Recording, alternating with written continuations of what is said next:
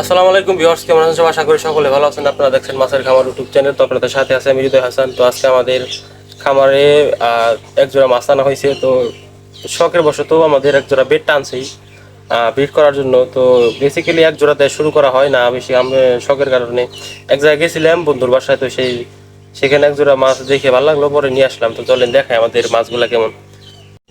তো এই হচ্ছে আমাদের বেডটা। এখানে হচ্ছে ফিমেল লোডেড এবং এখানে হচ্ছে মেল।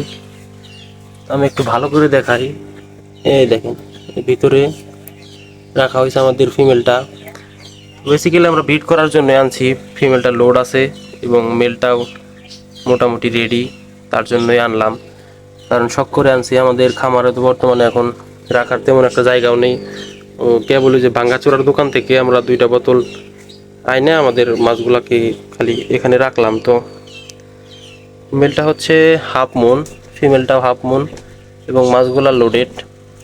ফিমেলটাও লোডেড আছে আর মেলটা রেডি আছে মাশাআল্লাহ। আমাদের বিকেলে বাদাম পাতা আইনে আমাদের এখানে 1-2 দিন রেস্ট করার পরে আমরা ভিডিও বসাই দেব।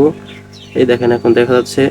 তো এই হচ্ছে বেট্টা মাছের অবস্থা। তো বেট্টা মাছ বেসিক্যালি হচ্ছে আমাদের অল্প পানিতে ব্রিড করতে হয়।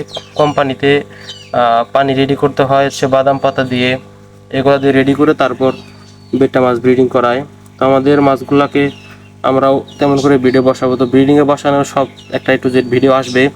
তো প্রথমে হালকা পাতলা বলে দিই আমরা এখন কীভাবে করে ব্রিড করে। তো ছোটো একটা যদি ধরেন হচ্ছে আপনার টিফিন বক্স আছে একটু বড় সাইজের, ওইটা টিফিন বক্সে নিয়ে আর হচ্ছে টিফিন বক্সের ভিতরে আপনার 4 আঙ্গুল পরিমাণ পানি দিতে হবে। পানি দিয়ে আপনার ওখানে বাদাম পাতা দিয়ে 1-2 দিন রাখবেন। ব্রাউন কালার হবে পানিটা।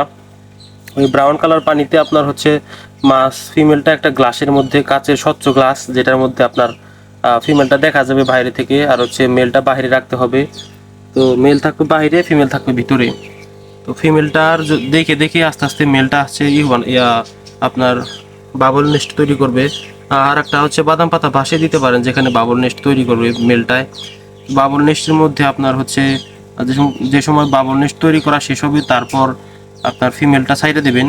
সাইডে দেওয়ার পর হচ্ছে আপনার ঢেকে রাখলে একদিন থাকলে সমস্যা নাই, মানে যত ভালো রেডি থাকবে তত ভালো ব্রিড হবে। তো আপনার হচ্ছে একদিনের মধ্যে ডিম ছাইড়া দেয়। তারপরে আপনারা মেলটা আলাদা করে ফিমেলটা আলাদা করে রাখবেন। ফিমেলটা আলাদা না করলে আপনার হচ্ছে মাইরে ফেলতে পারে, তার জন্য রিস্ক হয়ে যায়। আপনার মেলটা থাকবে হচ্ছে ডিমের কাছে, ফিমেল থাকবে আপনার হচ্ছে সরিয়ে অন্য জায়গায়, যেমন যে আগের মতো আগের জায়গায় আয়না দিতে হবে। তাহলে আপনার বাচ্চা 72 ঘন্টা পরের মধ্যেই ফুটে যাবে। আমাদের মাছগুলো আমি করে বিট করাইছিলাম এর আগেও।